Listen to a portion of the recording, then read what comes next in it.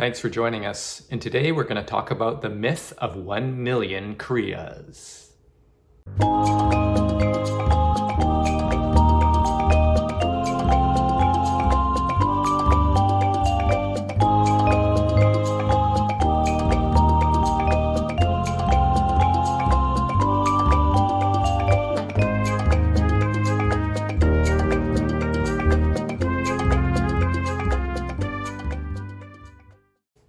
So, Autobiography of a Yogi by Paramahansa Yogananda is a seminal work on yoga. And this autobiography is full of really amazing stories.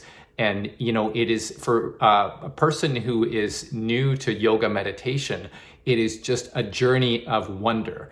Hats off to Yogananda for putting that autobiography together. It really made ground, for putting kind of yoga meditation and Kriya Yoga in particular into the consciousness of so many people in Western societies. And so this is, a really fantastic thing. From what I understand, the autobiography originally, when Yogananda was trying to publish it, I believe it was in the 20s, he was having some challenges in finding a publication house that wanted to publish his manuscript.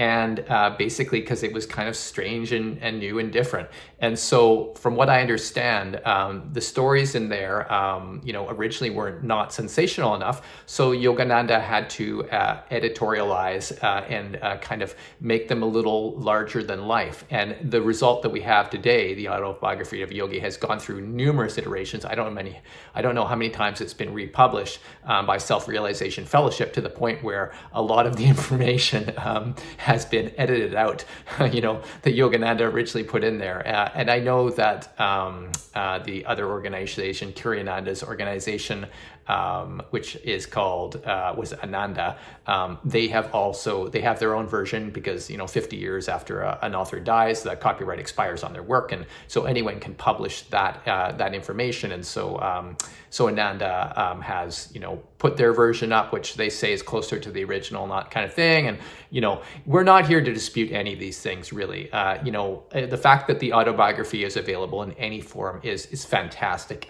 It's a highly recommended reading. It was actually the first spiritual book that was recommended to me by Master Choa Kok Sui. And I was really impressed and thought, this is phenomenal, because I knew nothing about yogis in India and Kriya Yoga and any of that stuff. And look at me now, right? So, totally into the Kriya Yoga teachings and teaching Kriya Yoga, and it's a wonderful, wonderful art and science. But there's a few things in the Autobiography of a Yogi that I think need to be fixed. One of them is the idea, and it's not just that it's factually incorrect, but just the idea. Sometimes people tend to mythologize a bit, and if the myth sticks and people believe it, there's an issue, because it can really affect the way that they're able to develop. And so there's something in the Autobiography of a Yogi about the myth of 1 million Kriyas. And let me just read a little bit of a passage from this beautiful work, which I love, and I've probably read 10 or more times and listened to the audio recordings over and over and over. It is fantastic. I love it. It's very entertaining. And so there's some really good stuff in it. Very inspiring. But this thing about the 1 million Kriyas, I'm going to read to you. So this is sort of the explanation of why you would need to do 1 million Kriyas for liberation. Yogananda says the astral system of a human being with 6-12 bipolarity, inner constellations revolving around the sun of the omniscient spiritual eye, is interrelated with the physical sun and the 12 zodiacal signs. All men are thus affected by an inner and an outer universe. The ancient rishis discovered that man's earthly and heavenly environment in a series of 12-year cycles push him forward on his natural path. The scriptures aver that a man requires 1 million years of normal diseaseless evolution to perfect his human brain and attain cosmic consciousness. So basically, Yogananda was very obviously impacted or influenced by Sri Yukteswar, his teacher. And Sri Yukteswar was very much into Vedic astrology. And, the idea about people going forward, moving forward in terms of their development development in 12-year cycles. Possibly it might, there might be some basis with that. We don't know. Astrology is something that, we don't understand in terms of science, but, a lot of people have the experience that there's definitely an impact there. And we're not disputing that nor are we saying, nor we are agreeing with it. We're just stating we don't know.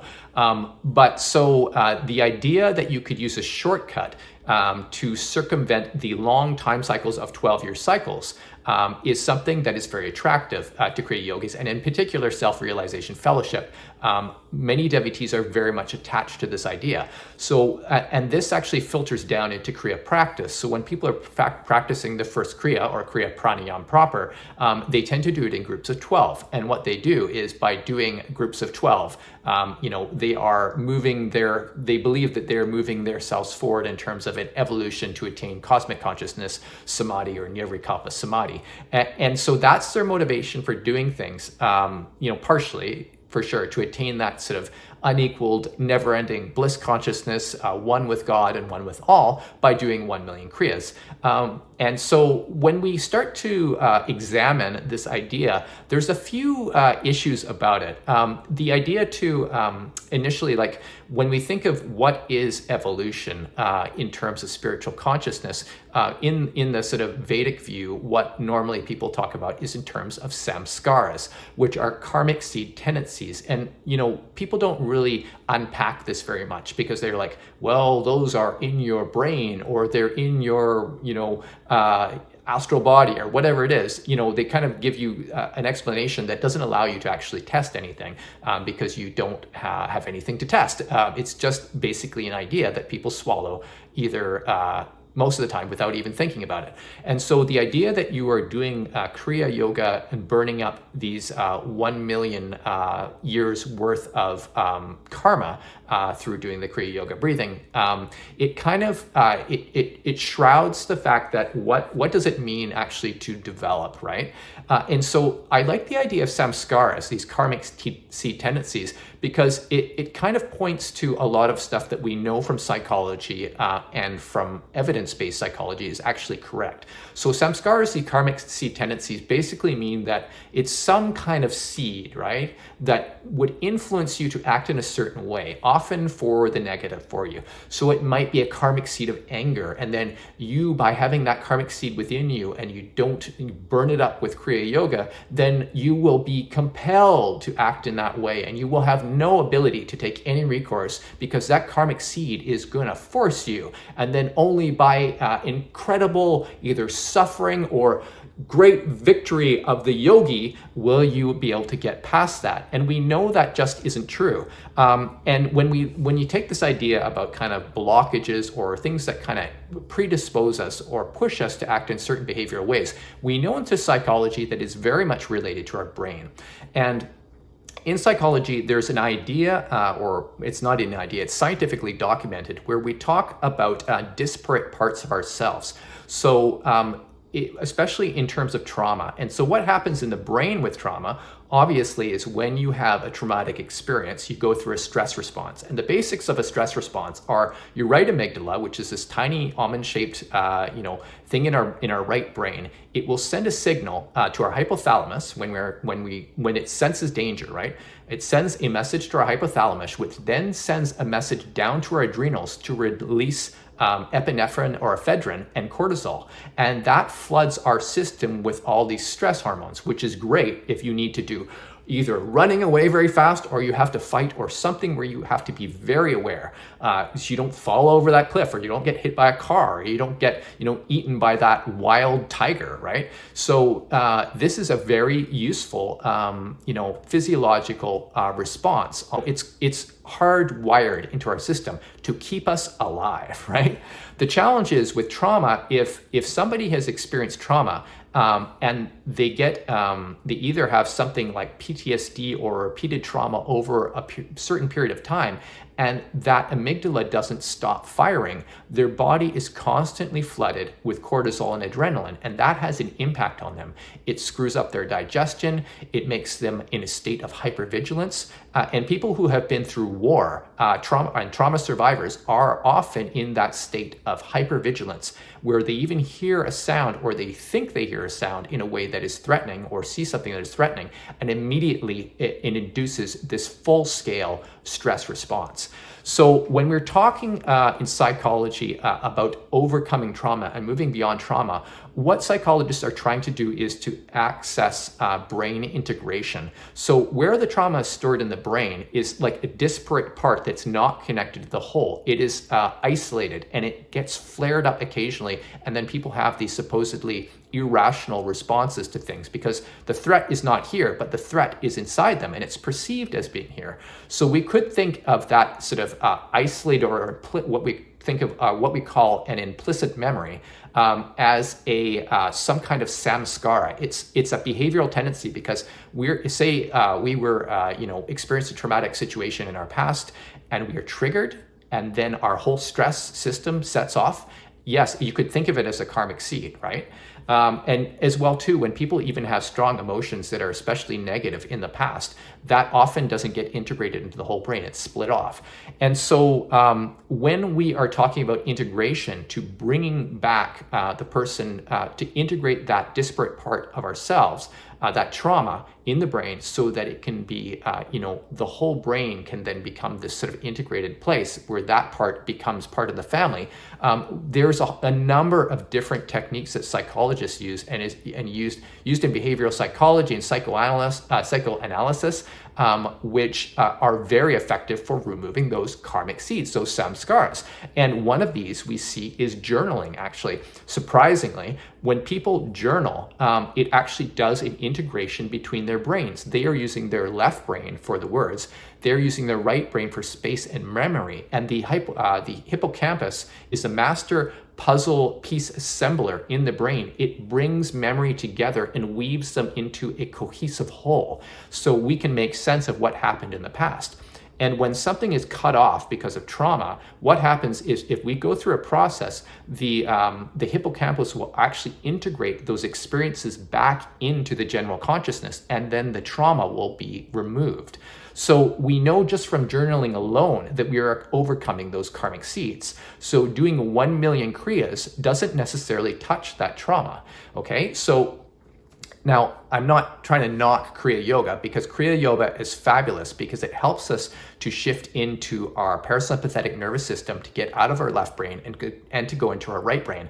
And once we are in our right brain, once we have induced a state of spatial expansion through being in our right hippocampus, what happens is we can actually start to integrate some of those disparate parts. So if we think of them as karmic seeds, trauma in the past and so on, the hippocampus will actually start to integrate those things, and then they become part of the cohesive whole, thereby disintegrating or dissolving them into the larger whole, into an integrated fashion. So that's what they call integration in psychology.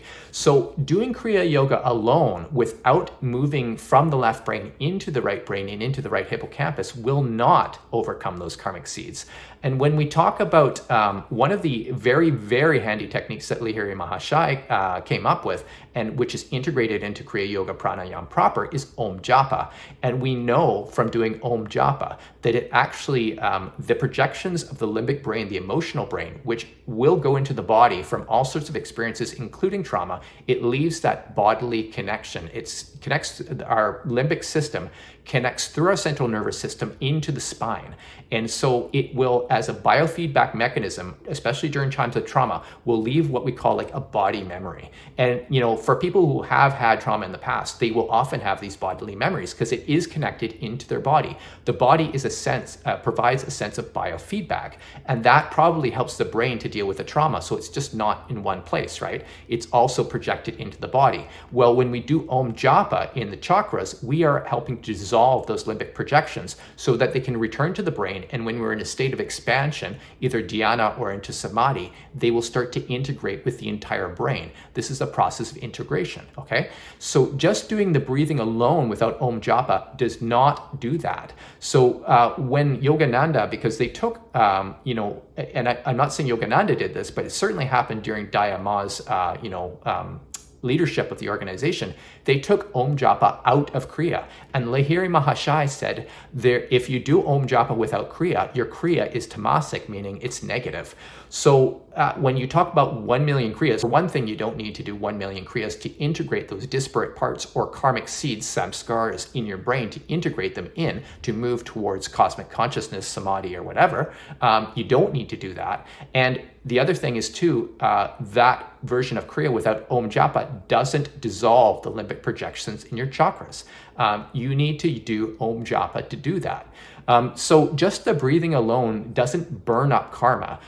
What you need to do is you need to dissolve the limbic projections in the brain, and then that returns to the brain, and then the brain can go into the right brain and the sense of spaciousness with the right hippocampus, and there can be an integrative process happening, which will happen in meditation anyway, but you need to get there. And certainly if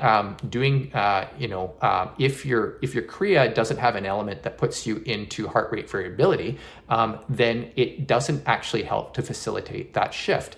So the very first step, as I've said many times on this channel in different videos, is you need to get into heart rate variability resonance. And you get that by doing heart rate variability resonance breathing. Now, that heart rate variability resonance breathing is distilled from Kriya Yoga. But what we have lost over time is the fact that we need to elongate the out-breath. So by elongating the out-breath when we're doing our Kriya Yoga pranayama or just doing heart rate variability resonance breathing, we are putting pressure on the dorsal vagal complex, which is that part of our nerve that runs along the spine. That sends a message to our medulla to slow down the heart rate. And as a result of that, we lower our idle. We shift into our parasympathetic nervous system. And from there, it's a stone's throw to go into the right brain from the left brain. And we go into the right hippocampus. We go into states of dharana and dhyana, which is absorption. And then we start to be able to integrate those disparate parts of ourselves, including traumatic experiences from the past. And you could talk about that as dissolving karma, because once those disparate parts, that trauma gets integrated into the greater whole, our tendencies to behave in those ways disappear. And if you talk about karma as something that forces us to act in a certain way, well, we are removing that karma by doing this process. But we need to get into heart rate variability resonance. Then from there, we need to go into the brain and into absorption and so on. So the idea that we have to do 1 million Kriya breaths is like, I can't say it's wrong, but I think it's probably not needed. I think to go into, certainly, I would say if you start out and you haven't done any meditation before and you did heart rate variability resonance breathing every day and then you did Om Japa, I suspect that you would be going into absorption within a month or less. Then you are in a way removing karma, because once you get into that expansive part of your right brain, you are integrating those disparate parts of yourself, including trauma from the past. So yeah, the reason I brought this up is because I know that there are a lot of people, devotees in SRF, who, think that they need to do 1 million Kriya. For one thing, they're not doing the Om Japa, so it's tamasic, right? But they need to do 1 million Kriya in order to, get into samadhi. And that is just, I do not think it is correct. I'd like to see evidence, somebody show me some evidence of that. I believe that people can get in there much, much faster than that. But also we know, like Kriyananda, who was the head of the Ananda Sangha, it's sort of rival organization to Self-Realization Fellowship. We know his name was Kriyananda because he did 1 million Kriya, and that was his path to God. He wanted his name to be Kriyananda, bliss through Kriya, right? So his whole thing is that he did 1 million Kriya, but we know that he still had issues. He was not living in a state of nirvikalpa samadhi. I mean, there were sexual assaults. I think he was charged. He may have been convicted. he originally started out as a monastic, then he ended up getting married, then, it's just like, I don't want to knock him or anything, but if we think that only 1 million Kriyas done sort of without Om Japa is a way to perfection, his example shows us that it probably isn't, and it really has nothing to do with 1 million Kriyas. It has to do with integrating those parts of yourself that seem to force you to behave in certain ways that are contrary to your well-being. So I would say you don't need 1 million Kriyas. I mean, I think I would be very surprised if the evidence came back that we do need 1 million Kriyas. I think it's not true at all. So yeah, I would just say, like, the autobiography is wonderful and it's very inspiring, but there's some things in it that are just plain wrong. You can't take everything that's said by a particular teacher as gospel. You really need to experiment, to try it out, and to draw your own conclusions. That is the intelligent way to do anything. And probably Yogananda, I think he used to say, don't take my word for it, try it out, right? But yet in the autobiography, we get this kind of sort of mythical idea of 1 million Kriyas, and then SRF devotees who aren't really into testing or questioning anything, just follow it to the letter, and that becomes part of the gospel. And it's just not correct. So I hope you like this video. You might not like this video, and you might have something to say about that, and that's totally fine. I welcome other people's viewpoints. If you want to have a conversation with me about this, you can send an email to info@modernkriya.com. You also check our website at modernkriya.com. We have a YouTube channel under that name, a Facebook page, Twitter account, and Instagram. So thanks everyone for joining us, and we will see you next time.